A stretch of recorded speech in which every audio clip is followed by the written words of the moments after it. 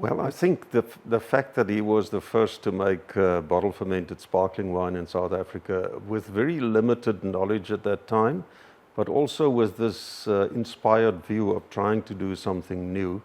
In that sense, a pioneer, and I think many of the steps he took and the novelties he introduced to the industry sort of gave him the reputation as there's always something new coming from Simonsig, and Frans Milan is an innovator and so on. And I think it drove him to do more things that haven't been done in the past. So he's one thing that he had, that he was incredibly inquisitive, and he always wanted to learn and discover new things. So he loved traveling.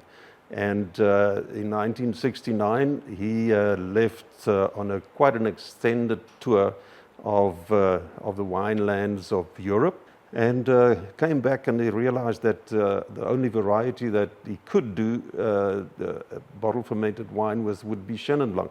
So in 1971, with the limited knowledge and with the limited capacity that we had, he actually jumped in at the deep end, which I always think was an incredibly brave thing to do, because you needed a lot of guts to do what he started out with. So I think I would definitely share a glass with him and have a toast and just say, well, what he started has developed into something that has become so exciting and so something that he could be very proud of.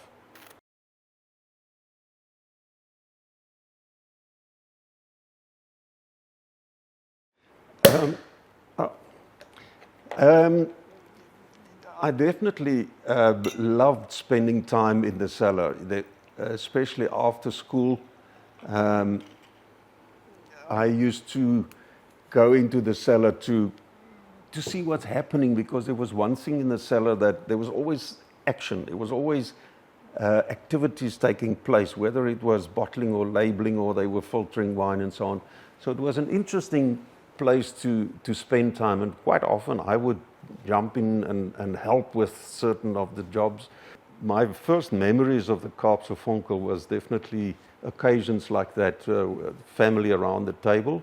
I was born on a wine farm. You grow up in a wine growing family. Wine is something natural. I always say it's as part of the meal as the salad and the meat. You know, when my dad was, say, my age, and I was a little lighty. You know, my mother used to bring the harvest food each night. You know, that was always a highlight of my childhood, you know, to come and see how the grapes come in and how they process it. And obviously to see my dad also, because he did it. Otherwise I didn't see him for 3 months. Same with my children. Now, and I'm glad I can share that with my children also now, my two boys. When my mother came over to bring the harvest food, obviously it was just past 5. You can always smell the big Chenin Blanc tanks fermenting, you know, almost from the gate. You know, that aroma is just wafting down through the parking lot. I think that's one of the childhood ingrained in my brain, you know, that smell of harvest. And you get there, and there's this energy in the air that it's almost tangible. You can feel it, and people are focused and moving with purpose. And it's chaos, but it's beautiful. So, and I think that is why every winemaker probably loves harvest. You know, it's those type of memories. I always say, when you want to get your children involved in the wine industry, you must just teach them the smell of harvest. So that goes back to my childhood as well. We used to go to school in a school bus, which dropped us off down the road. And then I used to walk back home, and it's February, so it's harvest time, but it's also the hottest time of the year.